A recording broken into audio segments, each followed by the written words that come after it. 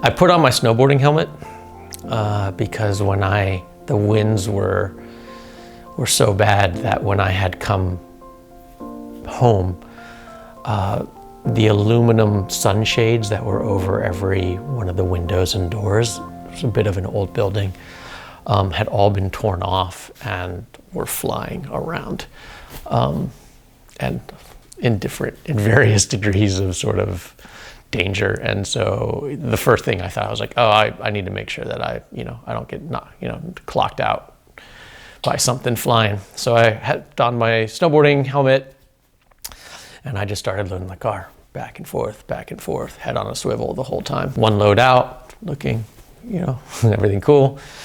Going, I went from the apartment building to the carport, keeping an eye out for flying embers and flying aluminum and, falling palm fronds, which, if you don't know, is probably one of the more dangerous things about Southern California during winds. Is these palm fronds are, 10 pounds and they're serrated edges on them. And so if they fall and they hit you, they can easily take a life.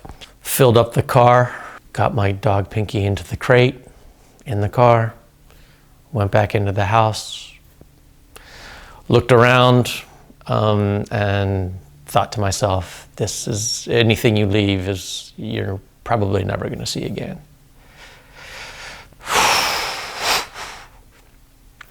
And then I closed the door on my apartment, and I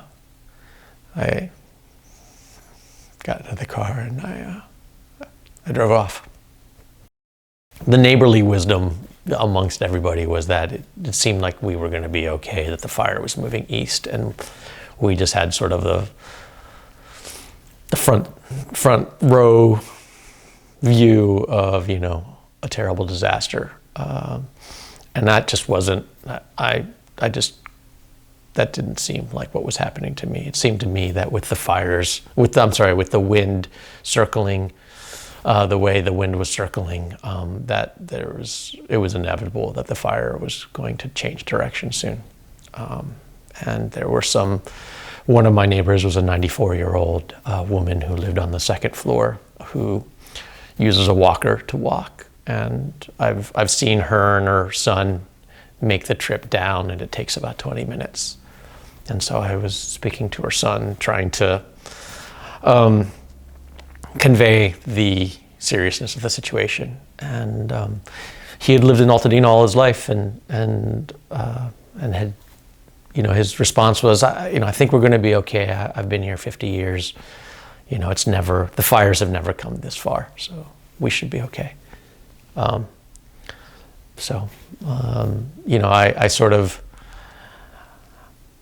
I reiterated that there was only two ways off of our street, and if the winds took down the trees to the west of us and the fires were to the east of us, that there's no other way out. And then I left. They made it out much later than we did, and they didn't have as much stuff. They waited till the power was out, and then they all left. I had made a plan with my partner Grace as I was driving towards the apartment that we would meet up afterwards, after she finished teaching. We would meet up in Silver Lake. So we picked a parking lot in Silver Lake that we both know, and then I went there to the meeting point to wait for her. My partner Grace arrived maybe about 30 minutes after I did, and I got into her car, and we just started looking for a place to stay. We have friends and family who had reached out to check on us and to offer a place for us to stay. But I had a car full of stuff, and my dog is a little bit anxious, and she's a little incontinent, and she's dog reactive, and there's sort of, it's just a situation that we would have preferred to have our own space. And so we just started looking for a hotel that we could stay at. And after about an hour and a half, we found a Motel 6. I didn't really sleep that night. And we woke up Wednesday morning, and there was a text from our neighbor Joe, and Joe had driven up that morning to take a look at the building after he evacuated. And he sent us just a short video of the building still standing, just surrounded by smoke from other places, from the fires all around. And it snapped me immediately to attention. I was like, the building is still standing. We need to go get another carload. So we put Pinky in the crate, left her in the motel room, and then we just hauled ass to Altadena to get another carload. Living in Southern California, you're just aware of fires. And I had a fire preparation kit that had some respirators in it and some goggles and that sort of thing. And so we grabbed the respirators and headed back towards Altadena. And as we exited from the 210, we threw the respirators on and headed north on Lincoln. And just south of Woodbury, which is sort of the southernmost boundary of Altadena, we ran into a wall of black smoke, and there was a first responder outside directing traffic. The road was shut down, and I remember looking at the man, and he didn't even have like a surgical mask on, right? He didn't even have like the bare minimum of PPE. And Grace and I both had these like crazy good respirators on, and I had this moment of, this man needs this more than we do. And I was still trying to get to my house. And so we just kept driving. He directed us into a neighborhood, and that was a bit of a harrowing experience. It was like being in a disaster film or a war movie. Houses were on fire, and then right next to the house that was on fire was somebody hosing down their house, yet to be on fire, just sort of desperately hosing us down. And all the way around, it was just this piecemeal of fires and smoke, and people standing around and sort of in awe and not really sure what to do. And while we were sort of trying to make that decision, it sounded like a giant tree trunk got dropped on our car. It shook the car, and it was like a loud boom. And I look up at the roof, and the roof is fine, and I look over at Grace, and she's visibly shook. And she asked me what that was, and I didn't have a good answer for her. And so I'm now trying to figure out what that was and where we need to go. And as we're sort of, in the 5, 10 seconds, 15 seconds, whatever it was, that we were trying to figure that out, the truck shakes again under the loud sound, this loud booming sound, and it just comes to me. I was like, oh, that's a gas explosion. These are explosions going off. And at that moment, it became clear that like each of these houses was, a bomb waiting to go off. And so I just threw the car in gear and started heading east. And I told Grace that I'm going to take her home. I was trying to calm her down and say, I'm going to get you out of here. It's going to be okay. But I kept driving east and north, east and north, east and north, east and north, yeah. And trying to get out of the neighborhood. Because I knew my home was still standing. I knew 40 minutes ago the home was still standing, and if I could just get there, I just needed 40 minutes in that house. We hit the next major north-south street, which is Fair Oaks, and there's a bunch of old folks' homes there, nursing homes. And there's just like this exodus of old people with walkers and you know, and they all have like an entourage of people helping them across the street. And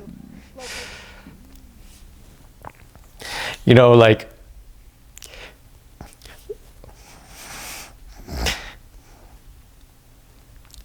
if somebody's on the side of the street with their blinkers on, I'm the guy who stops, right? Like that's just who I am.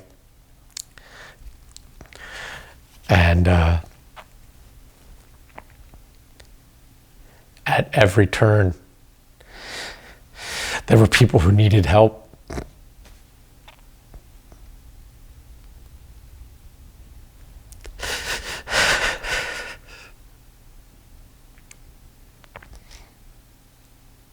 And I knew I couldn't stop. We headed north on Fair Oaks, and we were stopped at an intersection. And across the intersection, heading south, at the front of the intersection was a horse. And the horse was tied to a sheep. And we were just staring, trying to figure out what the hell was going on. And the light turned green, and a man in a truck had the reins of the horse, and he was driving the horse and the sheep out of there. But it was this thing, it was like everywhere you looked, it was our neighborhood, it was our community, but nothing was right. And our dog sitter lived just north of Woodbury on Fair Oaks. And she has a neurological condition. And she has a bunch of dogs. And it was at that moment that I sort of dawned on me that I wasn't going to be able to make it to our house. And so we tried to make it to her. We called her and we said, hey, you know, did you evacuate? And she was like, I'm evacuating now. And we were like, oh shit, we got to go there. And we couldn't make it. The road was just shut down. And I didn't know the back streets well enough to know how to get up. I looked over at Grace and I could see that this was too much for her. That I was not only putting us physically in danger, but I was really putting our emotional states for the foreseeable future. Like this was a real trauma. So I turned around and drove home. What bothers me about not making it through was there was a way through. And I knew there was. And I just couldn't get it. I couldn't find it. Turns out it was Lake. Should have driven up Lake Street, Lake Boulevard, Lake Avenue. Should have driven up Lake. It was on fire, and because it was on fire, there was nobody blocking it. And there's this thing about being in the film industry where your mind is always working. You got your camera on your shoulder. You're interviewing somebody. You got your one eye on that person. You got your one eye on the viewfinder. You're using your sort of sensory awareness not to trip or fall on something. And you're thinking about what's the lighting setup for the next shot? How do I get this? How do I do that? That's what my whole life has been. And I thought I was good at it. I left so much stuff. And I felt like that drive back up, that on Wednesday morning was my chance to fix that. It was my pickups, right? I could go get the pickups. Yeah.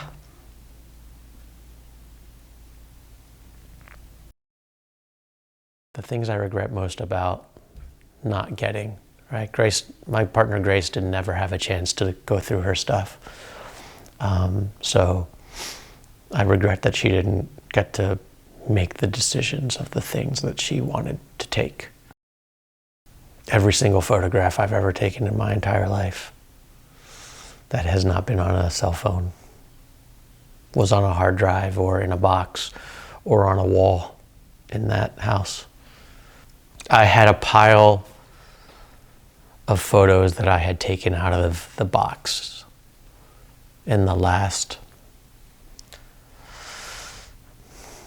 couple of months on a sleepless night that I wanted to take photos of and send to old friends and family that I just hadn't seen, that was sitting on our bookshelf, that I just, it was like, those were the selects, right? Those were the selects of the big, okay, you lose the big box of photos, you don't really know what's in there, so what are you gonna do? But I knew about the selects, I got them in my mind. Those are gone. My equipment, there wasn't enough room for it in the first load. And if I'm being honest, I know my equipment is insured in my house. It's not insured in a car. I didn't know if it was insured in a car, right? Every time in a production, we don't leave a camera in a car because if somebody smashes the window and grabs your equipment, it might not be insured. And I just didn't have room for it. So every camera, everything, yeah.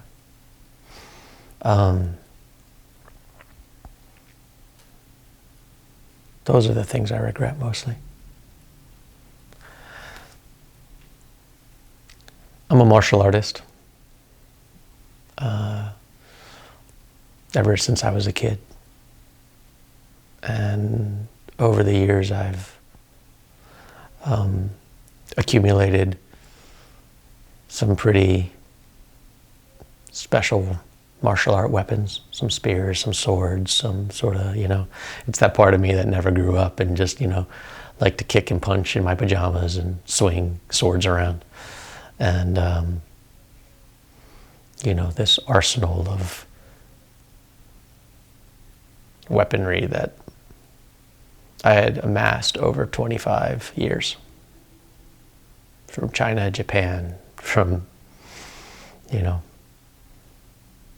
had my wooden handles that had softened into the shape of my hand over hundreds of hours of practice. Since we evacuated from the fire on January 7th, we've lived in 4 different places. Hotels, friends' houses. Now we're staying in a friend of a friend's house. So, yeah, we've lived in at least 4 places, and this is not permanent. We're still looking for our next place. We haven't decided yet if we are going to stay in Los Angeles or where we're going to move to next. My partner is from Los Angeles, and both of our families are now here, so we don't really have anywhere else to go. But the reality of the industry and the reality of the cost of living here has made us have to reevaluate what our next moves are going to be.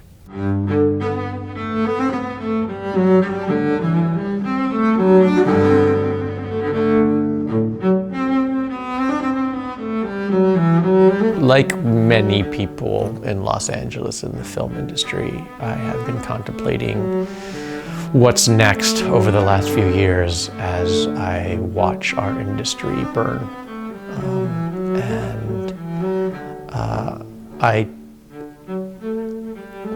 I'm a grown-ass man. I've done this for 25 years. There's nothing else I really know how to do. And on paper, there's not a whole lot else that I'm qualified to do. And with this new push in all industries to downsize and be more efficient and chase the double-digit growth every quarter. There's not a whole lot of space for a guy like me in a new industry. So yeah, I'm sort of I'm looking out to see what's next for us. I'm not interested in chasing the industry from market to market. It's not a life that provides anymore. You know, there's less jobs, there's more time in between jobs, there's smaller budgets and the expectations are greater. And what used to be exciting, filmmaking is all about problem solving. Day in and day out, it's just creative problem solving. You show up with a plan and then you deal with the problems that come up in the implementation of that plan. And I don't see a solution to the problem that we are facing as an industry.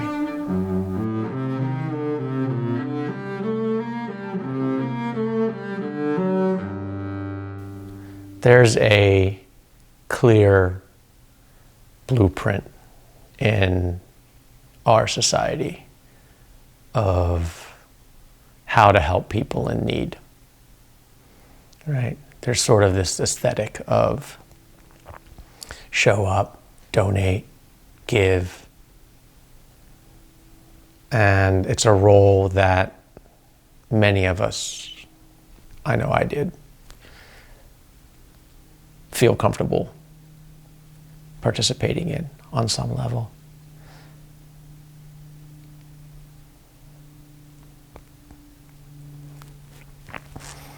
I've gotten to experience that relationship from the other side, from family and friends and the industry at large and complete strangers.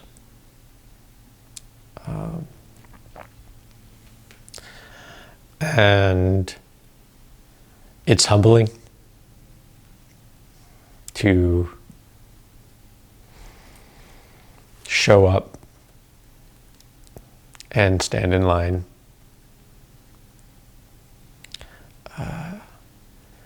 when I'm used to being on the other side. I am at the very least grateful that I got to experience that sense of community, that sense of support and love and humanity,